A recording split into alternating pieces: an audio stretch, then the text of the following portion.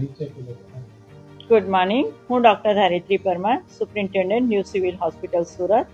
આજ સર્વેને એક નવા એનાઉન્સમેન્ટની વાત કરવા આવી છું.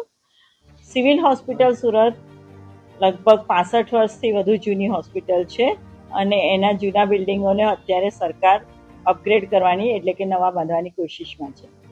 ગયા વર્ષે બધાને ખબર હશે એમ અમદાવાદમાં એક એર ક્રેશ થયો હતો, જેમાં માસિવ ડેથ થયા હતા અને રાતોરાત 300 બોડી સાચવવાની વ્યવસ્થા કરવી પડી હતી.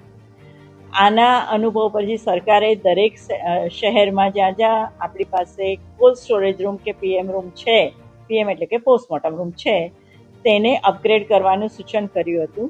એ હેઠળ 15 દિવસની અંદર સુરતના સિવિલ હોસ્પિટલ ખાતે 75 ડેડ બોડી માઈ શકે તે પ્રકારનું કોલ્ડ સ્ટોરેજ રૂમ અને પોસ્ટમોર્ટમ રૂમ તૈયાર કરવાની સૂચના આવી છે અને એના પ્લાન પાસ થઈ ગયા છે.